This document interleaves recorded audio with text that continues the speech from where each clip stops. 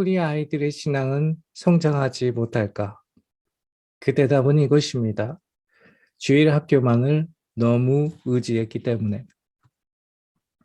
오늘은 제가 티모시 폴 존스라는 인물을 소개하고 싶은데요. 젊은 신학자입니다. 복음주의 학교로 유명한 서던 침례교 신학교의 부총장이기도 하고요. 그는 다양한 목회 경험을 가지고 있어서 그런지 몰라도 그의 책들은 매우 실천적이고 전략적입니다. 그래서 그런지 베스트셀러 작가이기도 하고요. 좋아하는 다르게.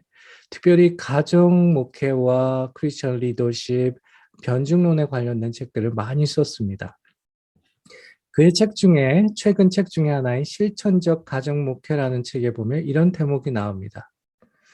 부모들은 그들의 영적인 삶에 있어 궤도를 유지하고 있어야만 한다. 물론 이는 그들이 완전한 신앙의 삶을 살고 있어야 한다는 뜻이 아니다.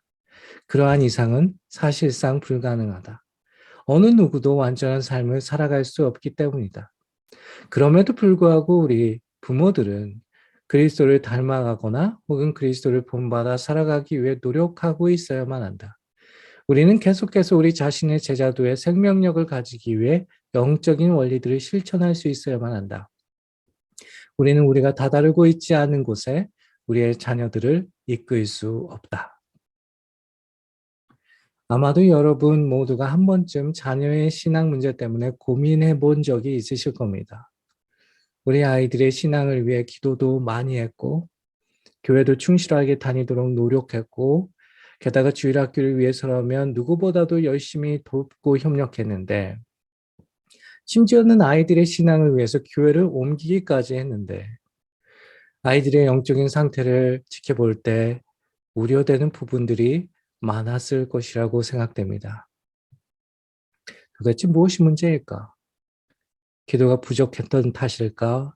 아니면 세상이 워낙 악하고 험해서 아이들이 그리스도인으로 살기에 어려운 것일까?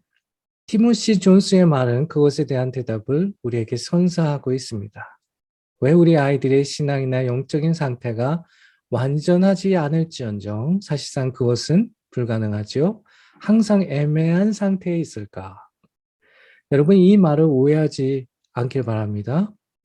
이들의 신앙이 장로나 목회자 정도는 되어야 한다는 말이 아닙니다. 이들의 중심에 하나님이 없는 상태를 의미합니다. 그리고 신앙이 이들의 삶을 이끌어가거나 부욕해 하지 못하는 상태를 의미합니다. 이것이 신앙이 애매한 상태라는 겁니다. 교회에 붙어 있을 뿐이지 실제로는 교회 밖에서 자란 아이들과 별반 다르지 않은 것처럼 느껴지게 됩니다. 왜 우리 아이들의 신앙이나 영적인 상태가 이렇게 되었을까? 그 근본적인 이유가 무엇일까? 아이러니컬하게도 그 근본적인 이유는 바로 주일학교를 너무 의지했기 때문입니다. 더 정확하게 말하자면 신앙이나 영적인 유산은 위탁교육이 아니라 가정을 통해서 전수되는 것이 하나님의 계획임에도 불구하고 주일학교에만 그 책임을 맡겼기 때문입니다. 물론입니다. 자녀들의 신앙생활에 있어서 교회는 나름대로의 책임을 가지고 있습니다. 그러나 교회와 가정 사이의 역할이 다르다는 것을 우리는 종종 잊어버리곤 합니다. 교회가 온전한 신앙의 내용과 전통을 가르치고 신앙 공동체의 환경을 제공하고 그리고 사역을 위해 성도들을 준비시키고 돕는 장소라면 가정은 교회라는 부르심 아래서 가족 구성원, 즉 부모와 자녀들 모두 온전한 영적 형성을 이룰 수 있는 기회들을 실제화할 수 있는 중요한 과정을 펼쳐나가는 공간이라고 말할 수 있습니다. 신앙의 성취는 가정이라는 또 다른 공간 없이는 불가능합니다. 사실 우리가 얼마나 교회에서 많은 시간을 보낼까요?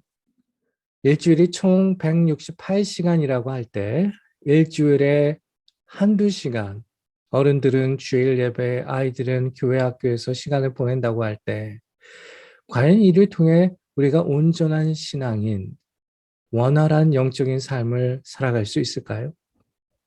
과연 일주일에 한두 시간 신앙의 지도를 받고 신령한 시간을 갖는 것만으로 우리가 그리스도인이 될 수 있을까요?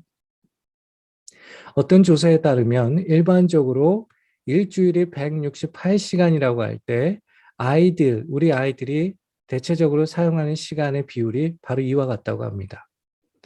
49시간은 잠자는데, 35시간은 학교 생활, 45시간은 전자기기 사용, 셀폰이나 게임, TV 이런 것을 의미하죠. 38시간은 여가, 식사, 보충교육, 그리고 1시간은 교회 생활을 위해 사용한다고 합니다. 과연 이런 생활 패턴 속에서 자녀들이 참된 그리스도인이 되고 참된 제자들이 될 수 있다고 믿을 수 있을까요? 우리 모두는 이에 대한 대답을 잘 알고 있습니다. 또한 그러한 대답은 곧 우리가 자녀들의 신앙 교육이나 영적인 삶에 있어서 주일학교만을 의지하지 말아야 하는지를 잘 설명해 줍니다. 사실 오늘날 우리 자녀들이 살아가는 사회는 신앙적으로 위협받는 사회입니다. 세상 어디에서도 복음이 왜 중요한지, 그리고 왜 이를 신뢰할 만하고 의존할 만한지를 가르쳐 주거나 말하고 있는 장소를 찾기가 쉽지 않습니다. 오히려 다양한 미디어나 정치적인 목소리들은 신앙적이거나 영적이 되는 것이 어리석은 것이라고까지 우리 아이들에게 그러한 생각을, 그러한 선입관을 주입시켜 주곤 합니다.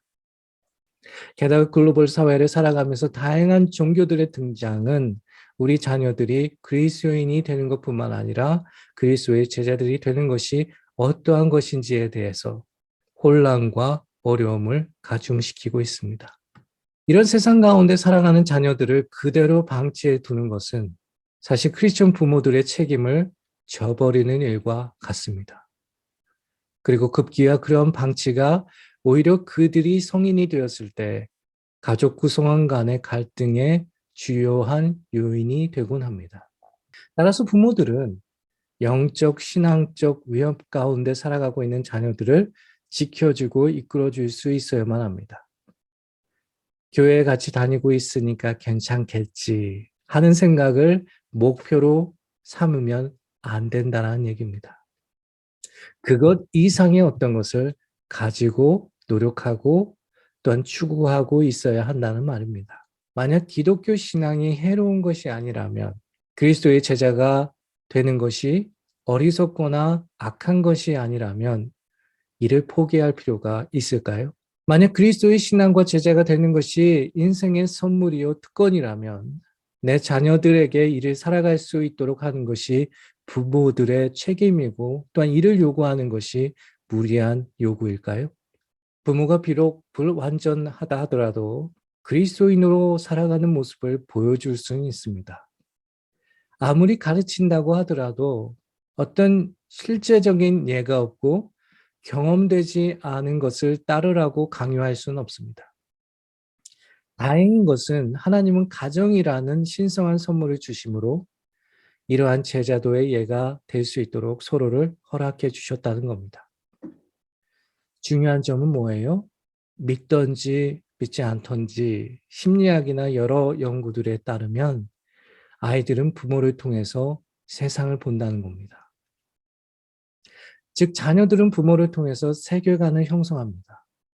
이 사실은 신앙생활뿐만 아니라 자녀들의 삶의 모든 측면에서 부모의 역할이 얼마나 중요한지 또한 그것이 얼마나 지대한지를 우리에게 말해주고 있습니다. 영적인 삶과 관련해서 대부분 부모들이 자녀들의 신앙을 교회에 위탁시키는 경우가 많습니다. 그러나 방금 전에도 언급한 바와 같이 이는 하나님의 원래 계획과는 다릅니다. 하나님은 영적인 삶을 위해 두 가지 특별한 장소를 허락해 주셨는데 바로 교회와 가정입니다. 특별히 자녀들이 어릴수록 이들에게 영향을 주는 것은 교회라기보다 가정의 가능성이 높습니다. 생각해 보십시오. 일주일에 한두 시간 시간을 보내는 장소에 어느 누가 자신의 인생을 맡기겠습니까? 심리학이나 또 사회학을 공부하지 않았다 하더라도 부모들의 가치들이 그들 자녀들의 행동들, 태도들, 심지어 모든 것에 영향을 끼친다는 사실을 우리 모두 잘 알고 있습니다. 다만 그 영향력이 부모의 생각보다 훨씬 더 크고 광범위하다는 겁니다. 다시 강조하지만 아이들은 모든 것을 받아들이고 나름의 관점을 형성시키는 중요한 장소로 어떤 다른 것보다 부모와 가정을 의존한다는 겁니다. 게다가 이는 여러 가지 연구들, 특별히 유전학 같은 연구들에서도 언급되는 바 성인 이후의 삶에도 지대한 영향력을 행사합니다. 신앙 형성 혹은 영적 형성에 있어서 부모와 가정의 역할이 얼마나 중요하겠습니까? 구약에 보면 신앙의 인물을 소개할 때 아브라함, 이삭, 야곱, 요셉과 같이 가족력에 기초하여 이들을 설명하는데 이를 과연 우연이라고 할 수 있을까요? 중요한 것은 어떤 형태의 가족을 가지고 있건 그리고 어떤 가족 상황과 환경을 경험하고 있느냐와 상관없이 각 가정을 향한 하나님의 계획은 모두 같다라는 겁니다. 무엇입니까? 바로 그리스도의 제자들이 되고 제자도를 세대를 넘어 전하고 살아가는 것입니다. 분명히 이는 교회, 즉 신앙 공동체의 개입이 없이는 불가능합니다. 그러나 가정은 이를 성취하고 경험할 수 있는 가장 적절하고 선택된 장소임을 잊어서는 안 될 것입니다. 자녀들의 신앙생활, 영적인 생활이 걱정되십니까?